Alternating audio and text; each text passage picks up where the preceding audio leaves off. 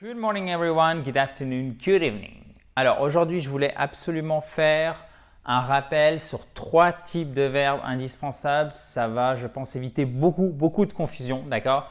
Alors, c'est légèrement technique, vous allez voir, rien de dramatique. Mais le but du jeu, c'est pas de faire quelque chose de technique, de la technique pour la technique, dirais-je. Non, c'est vraiment, en fait, une fois que vous avez compris le cadre, ça vous permettra de mieux parler anglais parce que ça va vous permettre de mieux structurer vos phrases. Pourquoi? Parce que les verbes, on en a besoin pour faire des phrases. Et si vous ne savez pas comment fonctionnent ces 3 types de verbes qu'on retrouve dans la plupart des phrases en anglais, votre anglais va être bancal. Ok? Donc, la première chose, le premier type de verbe, ce sont les verbes prépositionnels, ce sont des verbes classiques. Par exemple, to listen to someone. Alors, faites bien attention, puisque en français, on dit écouter quelqu'un, d'accord? Donc, méfiez-vous. Vous n'avez pas une équivalence malheureusement parfaite entre le français et l'anglais. Peut-être que parfois, vous allez avoir une préposition pour introduire le complément en anglais, et ça ne sera pas le cas en français. Vice-versa, d'accord? To listen to someone. Donc ici, pourquoi on appelle ça un verbe prépositionnel? Parce que c'est un verbe qui a une préposition. Ici, to, la préposition, elle sert à faire quoi? À introduire le complément. Ok? Ça, c'est notre premier type de verbe. Après, on a un deuxième type de verbe qui sont les fameux phrasal verbs que nous avons revus souvent sur cette fabuleuse chaîne YouTube à laquelle vous pouvez vous abonner, chers amis, en cliquant sur le bouton rouge en bas à droite. On n'a pas fini, certes, mais on en a parlé souvent, d'accord? Donc, je ne reviens pas sur les phrasal verbs à ceci près que, en fait, en bon français, entre guillemets, savant, on les appelle les verbes à particules, ok?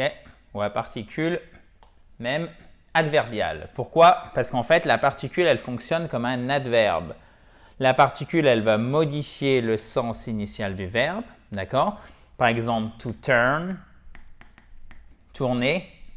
Lorsque vous rajoutez la particule off, donc cette particule adverbiale, elle va modifier le sens initial du verbe. De tourner, on va passer à éteindre, par exemple, to turn off the TV, ok? Donc en fait, elle fonctionne comme un adverbe. Pourquoi? Parce qu'un adverbe, de manière générale, adverbe, modifie le verbe, comme un adjectif, modifie le nom, ok? Donc elle fonctionne vraiment comme un adverbe. C'est pour ça qu'on les appelle des verbes à particules adverbiales, ou en anglais, et d'ailleurs c'est souvent ce qu'on utilise même dans les cours de grammaire en français, les phrasal verbs. Vous verrez souvent le terme de phrasal verbs. Donc ce sont tout simplement ces verbes dont la particule, et non pas la préposition, parce que du coup c'est une particule, même si elle fait partie de la liste des prépositions, mais grammaticalement ça devient une particule lorsque c'est utilisé pour un phrasal verbs, c'est-à-dire que la particule va modifier le sens initial du verbe de base. D'accord? Alors, faites bien attention avec ceci. Vous avez la possibilité, lorsque vous avez un nom comme complément, de le mettre après la particule, comme c'est le cas ici, ou avant la particule. Ça ne change rien. C'est purement stylistique. Vous pouvez choisir. Vous pouvez dire to turn the TV off ou to turn off the TV. Du moment où vous avez un nom éventuellement accompagné d'un article et d'un adjectif. Sauf que lorsqu'il s'agit d'un pronom personnel, donc par exemple si vous aviez him, her, it par exemple, comme c'est le cas ici, là vous n'avez pas le choix, vous devez le mettre automatiquement avant la particule, d'accord? Donc ça c'était le deuxième type de verbe. Après les verbes prépositionnels, les verbes à particules adverbiales qui sont en fait des phrasal verbs. Mais vous voyez que c'est différent. Ici la particule elle sert à modifier, comme elle est considérée comme un adverbe, un verbe. Pourquoi? Parce qu'un adverbe modifie un verbe, ok? Alors que là, ce n'est plus une particule, en fait ce n'est pas une particule, c'est une préposition qui ne va surtout pas modifier le sens de listen, parce que là c'est tout simplement écouter. Non, elle va servir à introduire le complément. Mais du coup, vous allez me dire, mais je ne peux pas avoir un phrasal verbs où il faut une préposition pour introduire le complément aussi?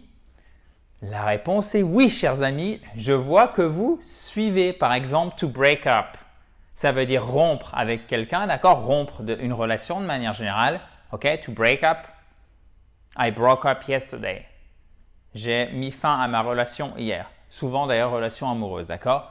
I broke up yesterday. To break, broke, broken. OK? I broke up yesterday. Mais vous pouvez vouloir rajouter un complément. Vous pourriez vouloir rajouter un complément. OK? Par exemple, I broke up with her yesterday. OK? I broke up with her yesterday. To break up with someone. Et là, vous avez bien votre particule adverbiale qui sert à modifier le sens initial de to break qui est cassé. Et là, c'est to break up. Du coup, c'est rompre une relation. On a toujours cette idée de casser, mais vous voyez, c'est précisé pour le coup. Et après, vous allez introduire le complément avec la préposition. Là, c'est bien une préposition. With. C'est un mixte, en fait, si vous voulez, de ces deux-là en même temps. Et c'est ce qu'on appelle un verbe à particules composées. Bon, on s'en fiche, mais c'était simplement composé. Merci, Adrien. Voilà. Super. OK? Donc, phrasal verb plus préposition pour introduire le complément. Le but du jeu, c'est surtout pas que vous reteniez le nom de particules adverbiales, de particules composées, verbes prépositionnels. On s'en fiche. Moi, ce qui m'intéresse et ce qui devrait vous intéresser parce que c'est indispensable pour comprendre toute une partie de la grammaire anglaise, ce qu'on voit là, c'est vraiment un fondamental. C'est le travail de fond, c'est comment ça fonctionne. Il faut bien que vous ayez compris en fait la différence entre un verbe prépositionnel et un verbe à particules adverbiales, c'est-à-dire un phrasal verb. Si vous avez compris ça, vous avez fait a giant step forward, un grand pas en avant, ok? Où pourrais-je vous le marquer? Right here. A giant. Sorry guys, j'étais en train de réfléchir à quelque chose d'autre en même temps, mais c'est inutile que je vous le précise. A giant step forward. Ok? Un grand pas en avant. Ceci est un W here. Alors attendez, je vais vous le renoter comme il faut. Ok? A giant step forward. Alors, a step, c'est un pas. Giant, c'est de géant, un pas de géant. Et forward, c'est soit tout droit, soit en avant. Ok? Dites-moi si c'est clair pour vous. Encore une fois, c'est une vidéo peut-être un petit peu différente de ce qu'on fait d'habitude. C'est entre guillemets assez théorique, mais il fallait au moins qu'on la fasse une fois parce que ça, c'est des choses que vous devez comprendre. Et on peut le relier très très facilement à la pratique de l'anglais au quotidien. De toute façon, dès que vous allez parler, vous allez utiliser un verbe prépositionnel, vous allez utiliser un phrasal verb. Peut-être un peu moins souvent un verbe à particules composées, mais une fois que vous avez compris ces deux-là, c'est facile de disséquer, si je puis dire, le fonctionnement du troisième type. Voilà, chers amis, à demain dans la joie et la bonne humeur. Mais avant de partir, si vous ne l'avez pas fait, vous pouvez bien sûr télécharger votre kit complet pour vous mettre ou pour vous remettre à l'anglais. Il suffit de cliquer sur le i en haut à droite, il arrive immédiatement dans votre boîte email. Vous avez sinon le lien juste en dessous. Et bien sûr, si vous ne l'avez pas fait, abonnez-vous à cette fabuleuse chaîne YouTube puisque je publie un cours en libre accès chaque jour. Donc profitez-en si vous voulez améliorer votre anglais. Have a nice day guys and talk to you tomorrow. Dans la joie et la bonne humeur. Bye bye!